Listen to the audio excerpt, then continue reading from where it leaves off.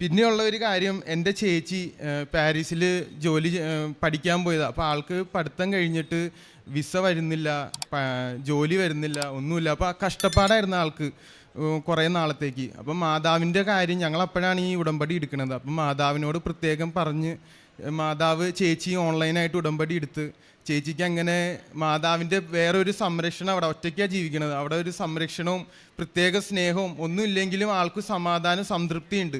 അത് കിട്ടിയത് ഈ ഉടമ്പടി എടുത്ത് മാതാവിനെ ഞങ്ങൾ അർപ്പിച്ച് ഞങ്ങളുടെ കുടുംബത്തെ തന്നെ മാതാവിൻ്റെ അടുത്ത് പറഞ്ഞു. ഈശോയ്ക്ക് കാനായിലെ കല്യാണ വിരുന്നിൽ മാതാവ് ആ സ്വാതന്ത്ര്യം വെച്ച് പറഞ്ഞില്ലേ, മകനെ ഇവർക്ക് വീഞ്ഞില്ല, ഇവരെ നീ സഹായിക്കണമെന്ന് പറഞ്ഞ പോലെ ഞങ്ങളെ സഹായിക്കണമെന്ന് പറയാൻ പറഞ്ഞു ഈശോയുടെ അടുത്ത്. അങ്ങനെ മാതാവ് അത് ചെയ്തു തന്നു.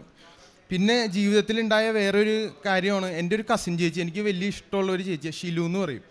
അപ്പോൾ ചേച്ചിയുടെ പേര്. അപ്പോൾ ചേച്ചിക്ക് കല്യാണം ഉറക്കല്ല, ചേച്ചിക്ക് നല്ല ജോലിയും കാര്യങ്ങളൊക്കെ ഉണ്ട്. അപ്പം ഞാൻ അമ്മയുടെ അടുത്ത് പറയാം, നമുക്ക് ആ ചേച്ചിയുടെ കാര്യം ഒന്ന് ഉടമ്പടിയിൽ വെക്കാം. അങ്ങനെ ആ ചേച്ചിയുടെ കാര്യം ഉടമ്പടിയിൽ വെച്ച് 3 മാസത്തിനകം നല്ല ആലോചന വന്ന് അവരിപ്പോൾ സന്തോഷമായിട്ട് ഗുജറാത്തിൽ ജീവിക്കണേണ്.